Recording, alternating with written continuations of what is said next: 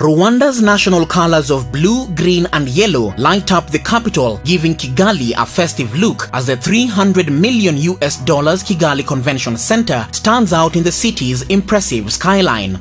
Not only is it East Africa's biggest convention center, but it also represents something much bigger. It is a perfect exemplification of prosperity and national pride for a country that has sprung back from a devastating genocide in 1994, where almost 1 million people lost their lives, leaving a debris of economic ruin. Today, this small, hilly and landlocked nation is not just punching above her weight, she's emerged as a model of economic development, termed by some as a third world country with first world indicators. Rwanda stands out for many good things. This country goes toe-to-toe with some of the world's most developed nations in categories such as ease of doing business and the corruption index. If you'd like to have some better understanding of Africa, start now by subscribing and hit the little red bell on the side to get notified every time we post. Welcome to Reason Africa.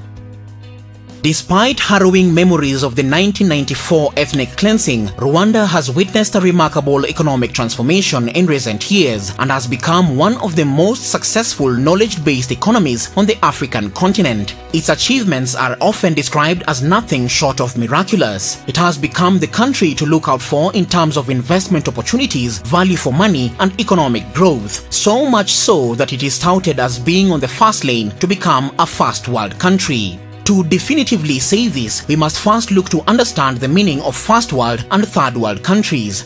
The origin of the terms is usually credited to French demographer Alfred Sauvy, who used the terms in a 1952 article entitled "Three Worlds, One Planet." In the original context, First World included the United States and its capitalist allies, member states of NATO in places such as Western Europe, Japan and Australia. The Second World consisted of the Communist Soviet Union and its Eastern European neighbors. The Third World, meanwhile, encompassed all the other countries that were not actively aligned with either side in the Cold War. These were often impoverished countries that included nearly all nations of Africa, the Middle East, Latin America and Asia. Today, the terms have evolved. Third world countries are also referred to as low and middle income countries, while first world countries could also be referred as more developed countries or MDCs.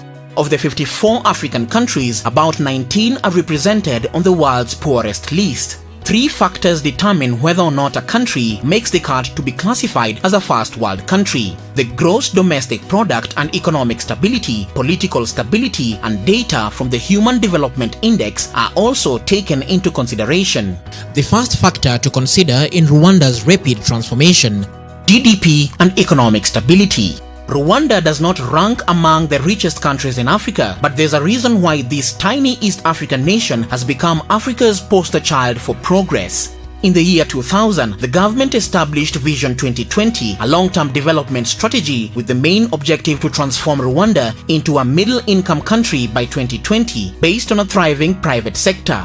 Since then, the Rwandan economy has been growing steadily at 7% every year, earning a reputation as one of Africa's fastest growing economies. The government has undertaken policies to improve competitiveness, diversify food production, promote exports, and contain imports. Thanks to this growth, Rwanda has been able to pull at least 1 million citizens out of poverty between 2000 and 2015, making it one of the few African nations on track to achieving the UN-backed Sustainable Development Goals. The share of people classified as poor has fallen by 7% points since 2011 to 38% in 2017. The country's economy is projected to grow at 7.8% in 2019 and 8% in 2020, supported by export growth resulting from continued public investments such as the Busegera Airport, targeting to handle 1.7 million passengers every year and will be later upgraded to accommodate 4.5 million passengers annually, thereby making Rwanda an important aviation hub and a fierce rival to many of Africa's premier airports and carriers like Ethiopian Airlines, South African and Kenya Airways. The airline plans to fly to 31 destinations all across Africa. Other planned routes include long-haul destinations such as New York, Tel Aviv and Gwangju. Benchmarking on the growth strategy of successful airlines like Emirates, Singapore and Qatar, Rwanda is keen on aviation's growing significance as a major engine of economic development and its far-reaching contributions to other industries as a catalyst for economic activity. Rwanda's GDP per capita in 1994 was $146. In 2017, it stood at $774 and is projected to have reached around $1,000 by the end of 2020. According to the International Monetary Fund, a whopping 82% jump in GDP per capita. Very few countries can boast of such rapid growth. The country has also reduced reliance on foreign aid and currently domestically funds about 84% of the budget, up from about 36% 2 decades ago. Studies have shown that nations that make serious economic progress focus on growing the average income of their citizens. For example, Japan focused on this between 1950 and 1972 and doubled its GDP per capita.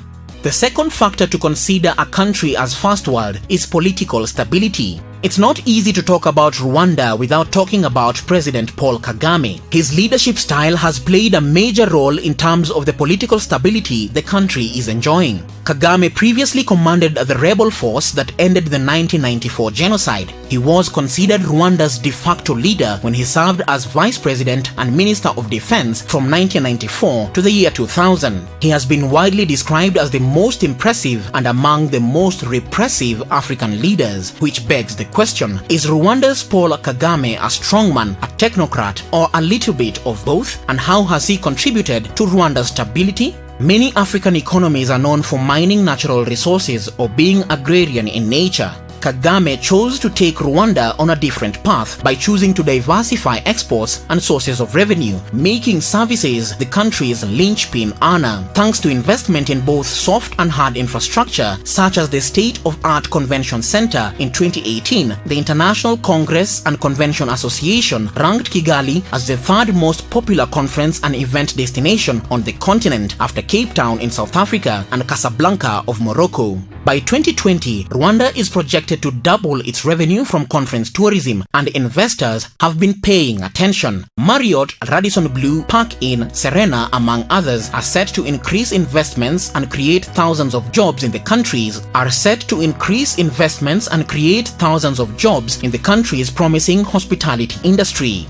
Kagame's can-do mindset has put Rwanda on a growth trajectory thanks to the Made in Rwanda strategy in a bid to promote consumption of locally produced goods as well as stabilize the local currency. One notable sector to benefit from this is tech. Two Made in Rwanda smartphones are the latest feather in the cap for Rwanda. The phones, called Mara X and Mara Z, are the first Made in Africa models. While smartphones are assembled in other African nations like Egypt, Algeria, Kenya and South Africa, those companies all import the components. In Rwanda, they manufacture the phones from the motherboards to the packaging, all done on Rwandan soil. In order to enhance medical care across the country under the stewardship of Kagame, Rwanda recently started a drone delivery service which will help in the transportation of medical supplies in far-flung areas of the nation in efforts to revolutionize the country's medical sector.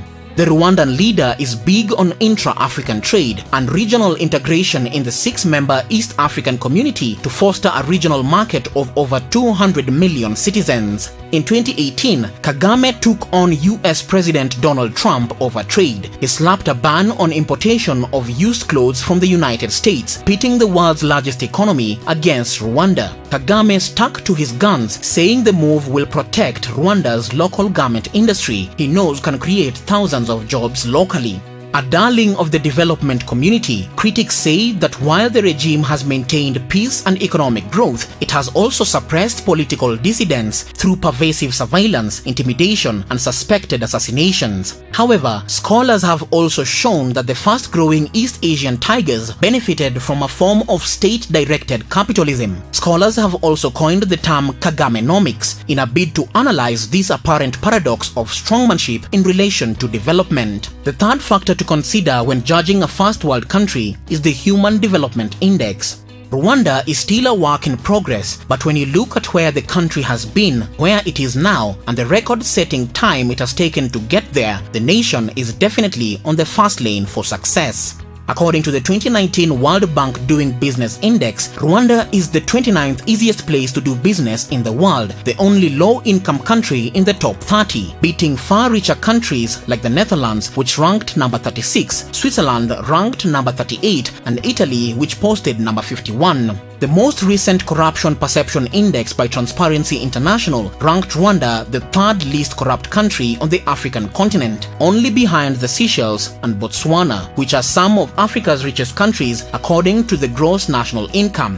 Since 1994, Rwanda has made resounding progress. Life expectancy has risen from 48 years to 66 years. The mortality rate for children dropped from 152 per 1,000 live births to 42, and its parliament leads the world in female representation, with 64% of its seats held by women. Also, 4 of the nation's 7 Supreme Court justices are women, including the Deputy Chief Justice. These 3 factors, GDP, political stability, and Human Development Index, however, have been under debate and controversy for a long time. There is an argument to be made that several first world countries also have poverty-stricken regions, areas with conditions comparable to those used to describe third world countries. Basically, they are living in a first world with third world standards, or the complete reverse of people living in a third world with first world standards. Rwanda is a classic example. There are many facets of growth where Rwanda can draw inspiration and benchmark with Singapore to bolster economic growth. Time frames matter when attempting to understand how long it takes to make the transition. Examining the economic trajectory of some countries between 1960 and 2020 suggests that it can take about 40 to 50 years to turn a country from third world to first world.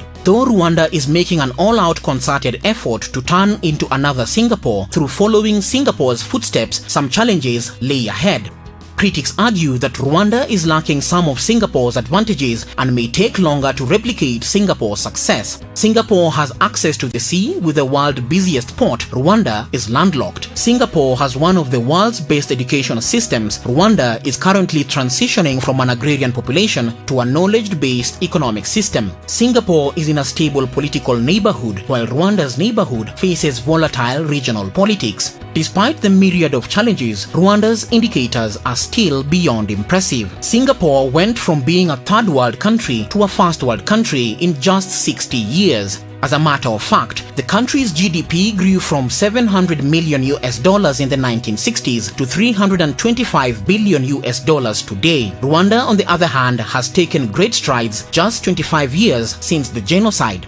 Of course, Rwanda, an $8.4 billion economy, is still far from the prize of becoming a most developed country, but it is definitely ticking all the right boxes. With sustained economic growth, Rwanda undoubtedly is on the first lane to be one of Africa's first countries to transition into a first world country. If you enjoyed these and other Reason Africa videos, please consider supporting the channel on Patreon. The link is in the description. Every dollar contributed over there goes right into creating more quality content on a more consistent basis. Thank you so much for watching. I'll see you next time.